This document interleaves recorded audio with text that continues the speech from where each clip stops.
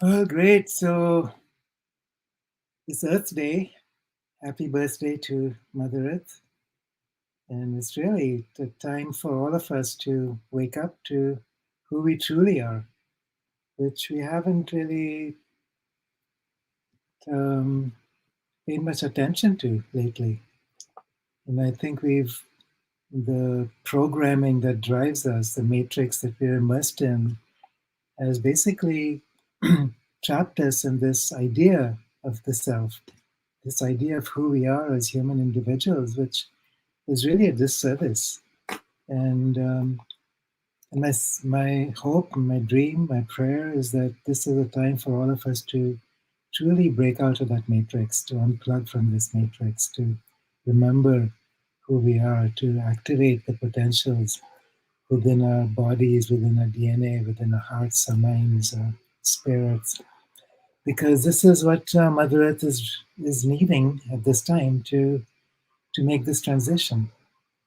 And I think it's going to be right around the corner.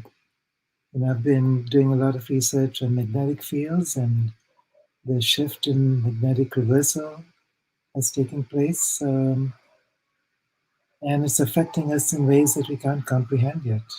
You know, how many of us are feeling like we're losing our minds, can't think, can't remember, um, we're getting sick for no reason at all, emotional stuff is coming up like crazy. It's not just something that is is harmful and hurtful. It's also part of this transition, this dark night that we need to go through in order to remember, in order to break free, in order to let go of the conditioning from the matrix. So, so this is a good time, as we get ready for this Earth Day. What is it that keeps us conditioned? What is it that keeps us trapped? What's the belief systems and the ideas about who we are that limit us? And the truth is, we are totally, absolutely unlimited creatures. We are creators living inside of creation. We can um, access ourselves and experience ourselves from both sides of this veil. We can experience ourselves as creators within creation, extraordinary creators, if we can remember, if we can let go of the limiting factors. And maybe that's one thing we can focus on. What are the limiting factors that have held us in this trance um, that we pretend to be human? We are so um, far from what we could become. And many mystics and even scientists have been speaking about this journey that we're on. We are moving out of the matrix. We are moving from one root race to another root race, one genetic species to another genetic species. Every time we go through this magnetic reversal, we actually go through a mutation. And this is not just humans. We are preparing for a planetary mutation because it's a planetary event. And within the next decade or two at most, we will be experiencing what's called a magnetic excursion or reversal, where the entire magnetic field shifts to a different polarity, including our own bodies, because our five bodies, our emotional, mental, physical, etheric, and soul bodies, are all linked through the magnetic field of the Earth. And we're getting ready for this excursion or reversal, which means a complete reorientation of what we are. So the question is, can we reprogram ourselves in such a way that the soul consciousness can enter all the way through into ourselves? Um, this is what I call embodiment or descension. So this journey is really not just about ascension, about lifting out. Once we've lifted out, once we've contacted that presence that we call the soul or the Atman, then we embody that Atman, embody that soul deep into the cells. And this is an experiment that we are embarking on that hasn't been done before, and it requires us to step forward in ways that we can't imagine yet. So, so maybe during the questions, we could focus on what are the ways we can do this. Integral yoga for me, this is the path that Sri Aurobindo and the mother and Pondicherry have been um, bringing forth. It's about the supramental level of the mind, the supramental consciousness becoming manifested. And so maybe I'll say a little bit about this because, when we talk about the mind, we basically talk about the matrix mind. This is the logical, rational, um, discursive mind that we use for navigating our way through linear time. And it's important, it's essential. But there are ways that we can access other levels of the mind, the higher mind, the illumined mind, the intuitive mind, the overmind, the supermind. These are all levels of the mind far, far beyond the rational mind, which we can begin to access through certain techniques and primarily through just simply allowing ourselves to surrender to something much bigger than ourselves and letting it come through. It's like, some of you may be adepts with the instruments like the didgeridoo or the flute, or, where you just simply become the tube. And then something pours through that tube, creating this magnificent sound, this wave of creation that then comes through effortlessly. And it's like that. Once we can surrender ourselves, our personality structures, everything that we've built up, and this is a paradox. We've built up an ego over developmental cycles from the time we were children to adulthood. We have built up the strong ego, which is essential to allow us to navigate our way through life. Now we let go of that ego. We let go of that structure because that structure is something that's restricted to the rational mind, to ideas of the personality, mental and emotional bodies. And now, as we connect with the causal body, the soul body, and the structures that we can inhabit in those realms and bring those through different levels of the mind, then there's no stopping us. That's when we become divine humans. So I'll say a little bit about these levels of mind. The higher mind is that eagle mind. So it's the ability to see in the big picture, see the full perspective, the entire jigsaw puzzle, not just one tiny piece. So it's the ability to stretch ourselves to, it's a different vibrational frequency that we begin to attune to, where we can surrender the personality structure, surrender the ideas of human self. Then we open to the illumined mind, which is now where the senses become alive. So we're talking about the five senses expanding. We're not just talking about the normal bounds, the normal limits of our vision or audition or sensory perceptions. We're actually going into those realms that we call clairvoyance, clairaudience, clairsentience, and so on. And these then begin to impact upon the rational mind and open up a space where we can connect with something beyond. Beyond that, there's the intuitive mind. And this is where it becomes even more special. It's like I'm talking with someone and I become that person.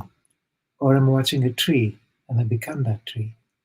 I'm sitting by the banks of a river, and I feel myself as the ripple of water flowing downstream. I've become the wind. I become the ego. I can experience myself through the eyes of that ego and watch myself as the human Kiara looking back at itself. So this is where the idea of um, self and other begin to break apart. Beyond that, again, there's other levels of mind where we haven't even begun to dream. It's the overmind, this archetypal consciousness, where we experience ourselves as gods and goddesses at play in this field of third dimensional reality, where we can connect with archetypes that we've forgotten. You know, look at some of the archetypes lately: the X-Men, Harry Potter. Um, what are some of the movies? The Avatar movies, the Navi. You know, these are beings that are experiencing aspects of themselves that humans have dreamed, that have that we have neglected or forgotten. These archetypal realms are now coming back in. And through these heroic characters, through the gods and the goddesses, we actually embody that. We open ourselves.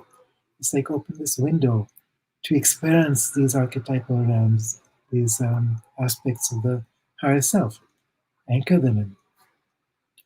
And then beyond that is the supermind. And once we connect with the supermind, this is what Sri Aurobindo referred to as the supramental consciousness, outside of time, outside of space, outside of creation, outside the veils of Maya, the Big Bang, where we experience the primordial aspect of us, create a link, and then bring that primordial self into human expression. And this is a huge event. It's not something we can do by ourselves on a personal level. It's something that is happening, though, on a collective level. And this is part of this magnetic excursion reversal process that we're talking about. There's a galactic wave coming through from the center of the galaxy, carrying levels of information, carrying potentials and possibilities that are highly intelligent. Let's access that. Let's embody that. Let's bring that deep into the cells in ways that we can then um, express fully into the collective humanity. So, this is what we're here for, 8 billion people and other species as well. And there's other species that I consider even more advanced than humans that are also holding the window open. And we can work with them, the whales, dolphins, dragons, species that on a physical level have become extinct or have become fourth dimensional.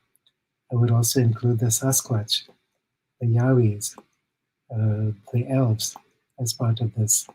Um, so we can begin to interact with them, cooperate with them, work in conjunction with them um, to open up to higher dimensional realities. Um, so the first step is just simply acknowledging that this is possible. Then we team up with others uh, on in all the three worlds: the middle world, which is the world of visible creation, and then the upper worlds, the worlds of spirit, the worlds of high dimensional realities, and the lower worlds, which are the elemental realms, which are the earth spirits, the beings that are supporting us and assisting us and working with us in support of Mother Earth. So, yeah, so that's I guess a little bit of what I would say, to start with, and as we um, remember Earth Day, and what does it mean to be a part of Mother Earth, to be a voice for Mother Earth, to connect with the soul of Mother Earth, of Gaia. So I don't know how many minutes I have, but let's take some questions.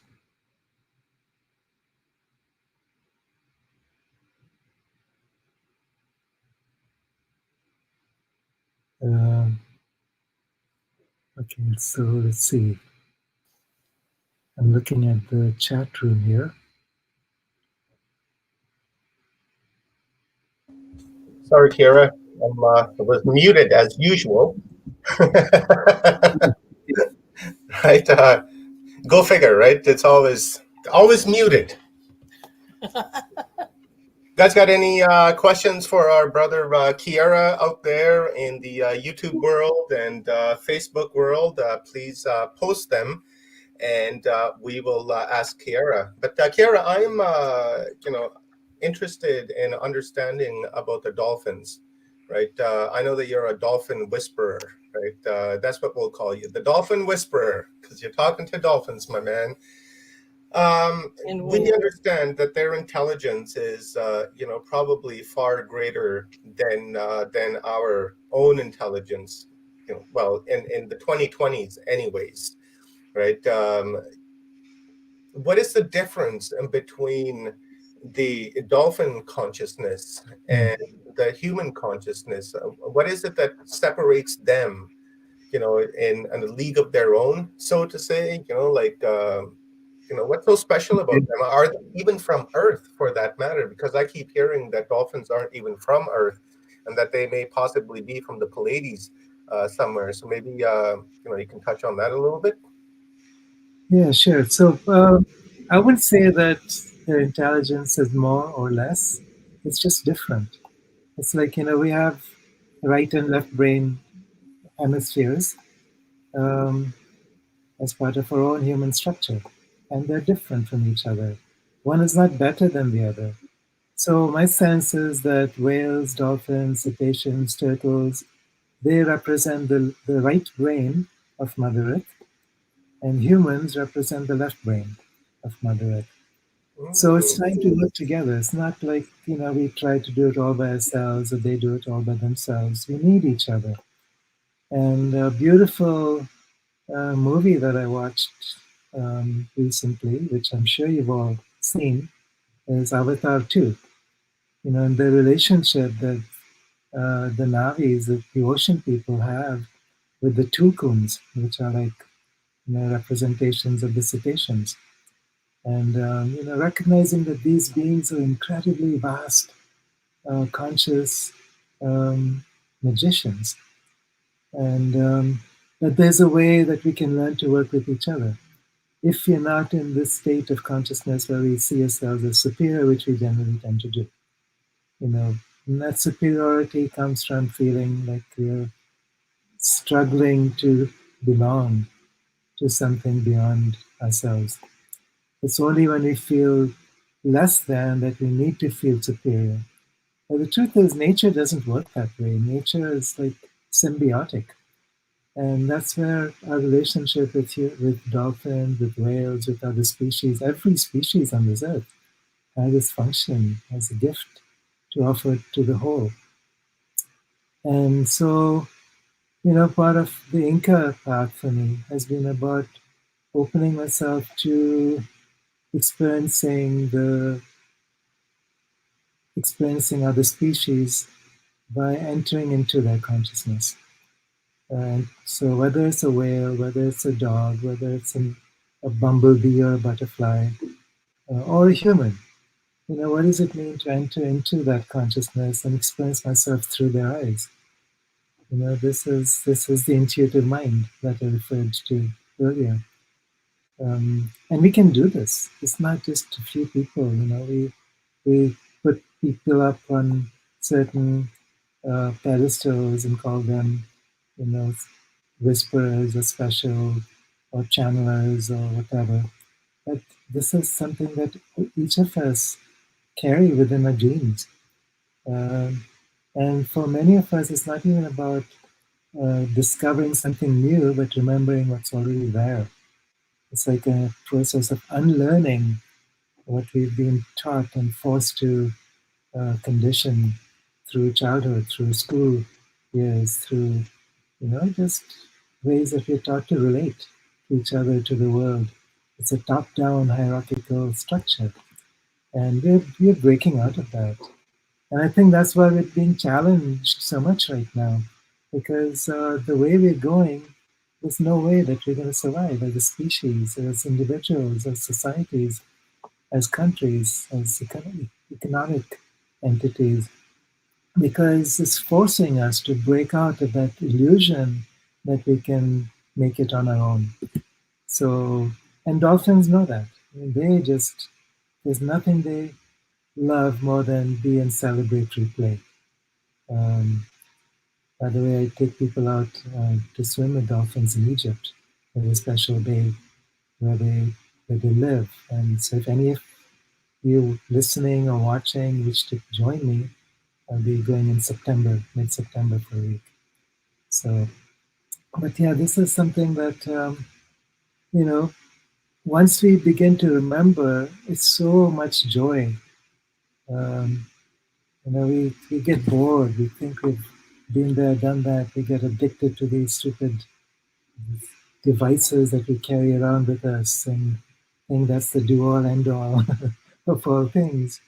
And it's like our knowledge doesn't come from any of that. Our knowledge comes from tuning in to this multidimensional universe on higher levels of the mind, the subtler levels of the mind, and letting go of this illusion that the linear mind is the only way that we can access truth or reality. Sometimes even our spiritual journeys, we have an idea of what it means to be spiritual. We have an idea of what it means to be enlightened. We have an idea of what it means to let go. But it's like it's still an idea. It's still trying to do it from a certain level of mind. And so, how we actually move from the rational mind to the higher levels of mind, it's an initiatory process. It's a process of surrender. It's a process of opening up to something bigger than ourselves. So, so that bigger than ourselves is every species on this planet, everything we encounter in every moment of every day, wherever we are. We're walking down the path, we talk with the stones under our feet. You know, let them speak to us. Feel the contours, the connection. Uh, Take time, slow down, be barefoot, um, and even when we're going through the dark night, celebrate that. It's like there is no such thing as darkness and fear. It's only an illusion based on the linear aspects of the mind, which needs to divide things up into good and bad, and right and wrong, and positive and negative. That's the illusion. Once you break out of that illusion, you're out of the matrix. Then we're into the higher mind, the illumined mind, the intuitive mind, overmind, supermind, where there is no duality, where we become creative consciousness, where we allow that fullness to move through. Um, and I think that you asked, this is a huge, um, it's a long-winded answer to your very simple question. But I think dolphins are a reminder to us in their simplicity, their joy, their beauty, their joy, to just slow down and remember. Um, That's what we love about you, Kira, is the long-winded answers because they're detailed, and you're crossing the I's and crossing the T's and dotting the I's is what I mean. It, I love you, and guys, if you wanna go and swim with the dolphins, the amazing creature, connect with Kiara on his website at kiarawindrider.net and go and swim with the dolphins. That would be amazing. I would love to do that. Kathy, please the, go ahead. the other thing I wanted to compliment Kiara on, and if you get to spend time with him and take classes with him, is that he creates an experience because this isn't really all there. we've been relying on this, and we really need to rely on this. And Kiara has a way as a teacher and a guide to bring those two things together so you viscerally feel and experience the expansiveness of yourself. And so I want to make sure that when you were explaining even your answer, it was experiential. So Mm. thank you Mhm. so much. Well, thank you, Kathy. I'm actually thinking of coming to the US at some point Uh-oh, later this year. trouble again. Oh, good. Yeah, Okay, we'll talk then, because yeah, that would be a yeah. Maybe blast. I'll have to maybe I'll have to fly down to the States for that occasion. Yeah. And Oh, absolutely. We have to connect again. All we at got once. a couple of questions coming in for you, Kira. One we got off of YouTube, and another one coming off of Facebook. And guys on YouTube, please smash that like button and subscribe to my Watchers Talk Network. Help me build that channel so that we can have a backup. And people on Facebook, smash that like button and share it out to groups and such, so that other people can experience our conference today as well. So the first question, Kiara, is from Well, Leanne, Valentina McLean. And Say something really Valentina says, sorry, go ahead, Leanne. Yeah, I'll bring the I just question up wanted to riff after. on what Kathy said, because if Kiara's class gives you that full experiential experiencing yourself fully like that, that's the definition of feeling alive. It's not the next thrill that's in physicality. That's not it. That's where they tricked you. Like, it's what they're talking about. That's the feeling alive, the feeling incorporated, the feeling that you're the connective tissue that I was talking about before. Like, so there's that. And then there's no long-winded answer from Kiara. There's only a long Windrider answer from Kiara. This is sweet, Leanne. Thank you. Sorry, Valentina. I'm so sorry. I just had to get it out before I forgot. Yeah, I love that one. That was a good Thank pun you, there. Leanne. I loved it. Selena Angles asks, where do we go to find Kira's classes? And Selena, you can go to kirawindrider.net. I just put the links in the comments, and I will add those as we go forward throughout the day as well. Now, Yeah, I was got going a to say to question. that I haven't actually been teaching anything much in the last few years because of lockdowns and travel restrictions, but it's time to do that. Yeah. And so wherever I'm invited, I'm happy to come. And I'm also getting a whole series of books out end of this month. So look for that as well. And then there was a question earlier from Valentina. Did we get that? Yeah, let me get that up here, Kira. I'll bring that up. We got two questions, actually, one from Valentina and another one from Denise Vertucci. We'll hit this one from Valentina. She says, how do we find out who we are really, our true selves? Wow, that is the big question. And again, do you want a long-winded answer to that? Yeah. Hit us up, brother. Give us a long Windrider answer. I love that one. Thanks, Leanne. Long tail feathers as we fly. Yeah, so this is really not about finding out who we are, because it's more of an unpeeling process. The mask is what we think we are. The mask is what we're conditioned to believe that we are.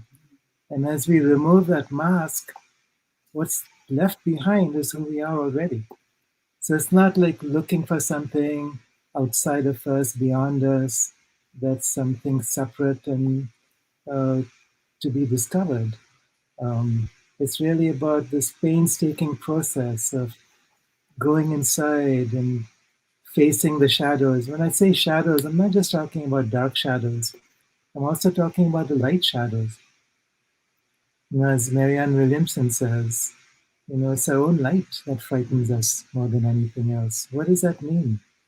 Um, so if we were told that we are these incredible beings of light, primordial consciousness, informed, capable of anything that we can imagine, and it's only a conditioning, a trance that prohibits us from actually experiencing that.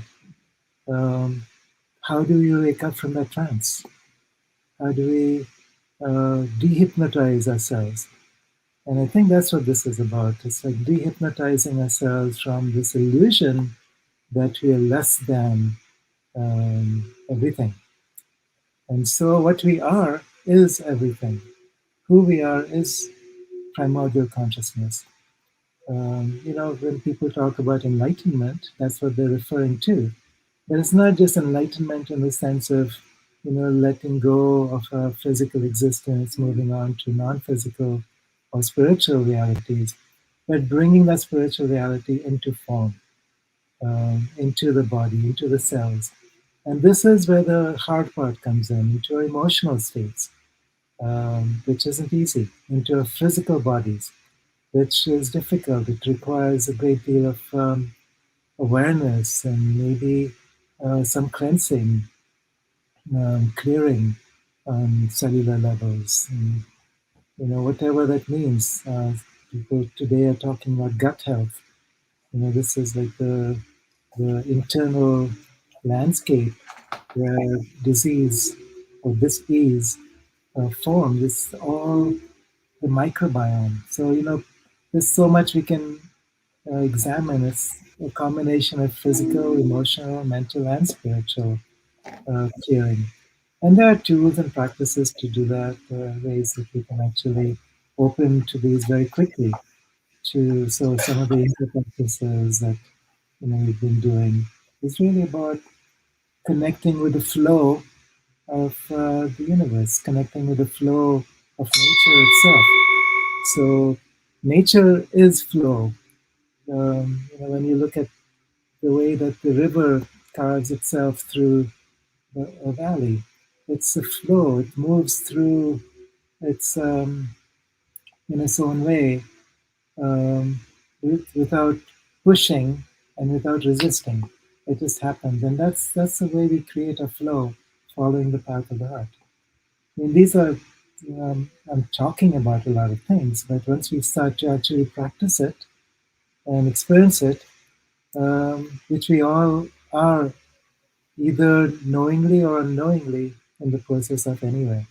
We cannot be on this planet right now without, on some level, going through this process of transformation.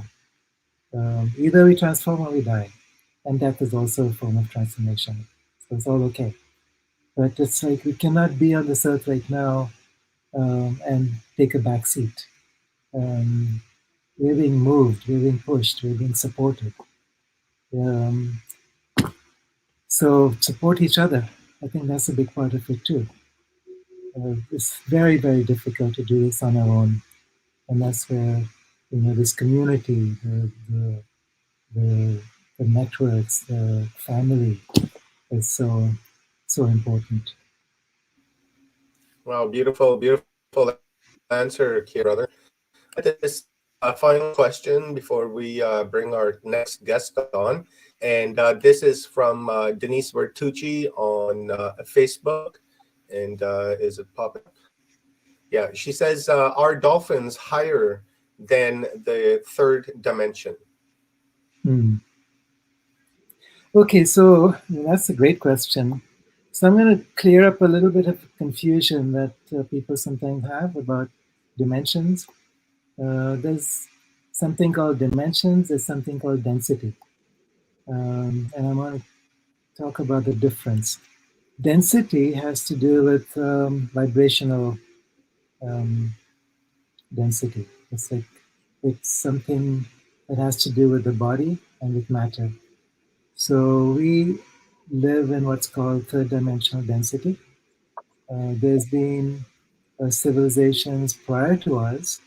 So every 12,000 years we go through an evolutionary transition point, and the civilization that existed before us, Atlantis, we were at a different density. The civilization before that, which we call Lemuria, some people do, also was a different density. And so each time we go through a transition, we go through a different density, and we might actually find ourselves in fourth density as we go through this next transformation. Now that's different from dimension. We can be in third density as we are, and explore multitude of dimensions by simply moving our consciousness into different states. So dolphins are in third density, and they can explore multitude of dimensions simultaneously. So when you're swimming with them, they entrain you into subtler dimensional frequencies. They also are maybe fourth density beings. Now, I don't know for sure. I won't say that every species of dolphins is fourth density, but there are certainly some that are. And this has to do with not just dolphins, but other species that we call interdimensional. The Yeti, the Sasquatch, elves, dragons. There are some species that may show up physically in front of you, like an ascended master might, and then they simply dissolve, fade away, and move on to a different density. Humans will, at some point in the future, become interdimensional or interdensity in the same way. As we shift to the next species through the next root race, we will actually become fourth density beings that are capable of traveling through multiple dimensions and multiple densities at the same time. So when you're with dolphins, and especially for me when I'm with whales, it becomes so clear. It's like they just embrace the entire planet within their being, and you become the planet. You experience the planet as an entity that's not separate from you. I am the planet. I am all of that. And so becoming a planetary being is the first step towards this initiatory journey where we are passing out of third density into fourth density. We become planetary, we become solar, we become galactic, we become universal beings, where our consciousness can expand to embrace that, where we experience ourselves as the earth, as the sky, as a galaxy. And it's not just a mental idea, it's a natural physical experience, an energetic experience. This is what shamans are good at. Aboriginal people and indigenous people from around the world. They've been doing this for generations. And so when we talk about the relationship that the Australian Aborigines have with whales, or which the Dogon people have with dolphins, this is real. So when the Dogons talk about dolphins arriving from Sirius, this to them is a real fact of existence. They can go back in time, they can remember, they experience their own memory of what it was like to arrive from the stars. So this is part of being multidimensional. Even though we are in third density, we can still be multidimensional. We can still remember the past. We can still go back into a racial memory, into a collective memory, into the Akashic memory of the earth. This is what the whales hold. When I found that when I'm in the presence of whales, the ocean is like the Akashic memory field. The entire ocean becomes an Akashic record, which can be accessed. And this is memories of the past, memories of the future, because you're not in linear time. You're not in a one-dimensional arrow of time. So yeah, so these are all things that we can explore together, we can have fun with, and support each other to become. It's like the Earth is ready for us. Are we ready for her?